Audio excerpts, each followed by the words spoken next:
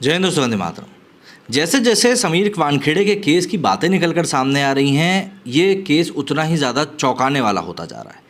दरअसल सीबीआई की छापेमारी के बाद में समीर वानखेड़े जी की तरफ से बयान आया था कि यार हमारे ऊपर जो है ये गलत आरोप लगाए जा रहे हैं और एक देशभक्त होने का ये हमको सिला दिया जा रहा है। लेकिन अब एफआईआर से जुड़ी हुई कुछ जानकारियाँ निकल कर सामने आई हैं और जो ये जानकारियाँ निकल कर सामने आई हैं वो उतनी ही ज़्यादा शॉकिंग है जितनी कि मतलब आप इमेजिन कर सकते हैं। लिटरली अगर हम एफआईआर में दी हुई इन्फॉर्मेशन के ऊपर माने कि भाई इस इन्फॉर्मेशन में क्या है तो आपका भी दिमाग चकरा जाएगा। लेकिन आगे बढ़ने से पहले यदि अभी तक आपने मेरा ये वीडियो नहीं देखा है, जो कि मैंने ध्रुव राठी के केरला स्टोरी वाले वीडियो के ऊपर बनाया था, तो उसको जाकर ज़रूर देखें। आई बटन में आपको उसका लिंक मिल जाएगा और डिस्क्रिप्शन में मिल जाएगा। और पसंद आए तो उसको अपने दोस्तों के साथ शेयर ज़रूर कीजिएगा, क्योंकि इन लोगों को भी जवाब देना उतना ही ज़रूरी है। खैर, मुंबई जोन की अगर हम बात करें, जहाँ पर कि आर्यन खान का पूरा ड्रग्स केस वाला मामला हुआ था, तो इस जोन के उस समय के नारकोटिक्स कंट्रोल ब्यूरो के अधिकारी रहे समीर वानखेड़े को बॉलीवुड एक्टर शाहरुख खान के बेटे आर्यन खान को गिरफ्तार करना काफ़ी भारी पड़ गया है। दरअसल एनसीबी विजिलेंस ने इस मामले में 25 अक्टूबर 2021 को जांच शुरू करी थी और 11 मई को सीबीआई को अपनी रिपोर्ट सौंप दी थी।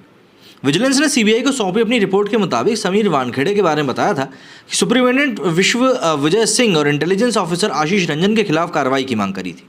बता दें कि 2 अक्टूबर 2021 को कार्डेलिया क्रूज में रेड हुई थी।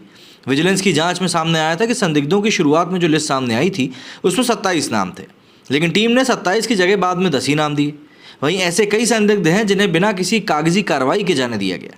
पकड़े गए संदिग्धों में से एक अरबाज नाम का शख्स भी था, जिसके जूतों और जिप से नशीले पदार्थ मिले थे, लेकिन उसे लेकर कोई कागजी डॉक्यूमेंट नहीं बनाए गए। वहीं अरबाज को चरस सप्लाई करने वाले सिद्धार्थ शाह को भी जाने दिया गया था। अच्छा, उसके बाद जांच में ये बात भी पता चली कि संदिग्धों को स्वतंत्र गवाह केवी गोसावी के गाड़ी में लाया गया था।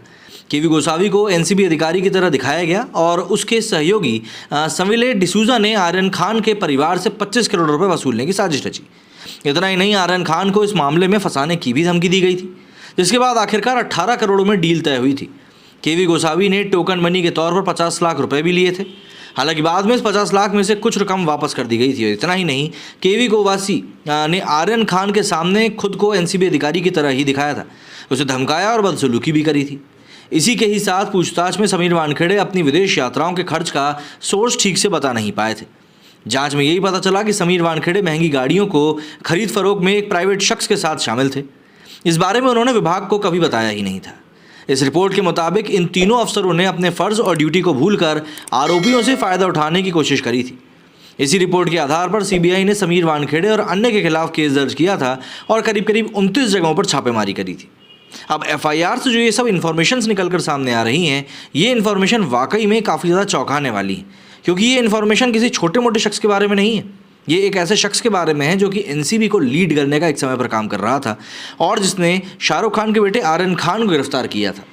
क्या होता है, किसी भी सेलिब्रिटी के बेटे को इस तरीके से पकड़ना काफ़ी बड़ा काम होता है। ऐसे में उस समय समीर वानखेड़े की सभी लोग तारीफ़ कर रहे थे, लेकिन अब जिस तरीके से मामला आगे बढ़ रहा है उसको देखकर ये बिल्कुल कहा जा सकता है, तो ये नहीं कि सिर्फ दाल में कुछ काला है, बल्कि पूरी की पूरी दाल ही काली दिख रही है।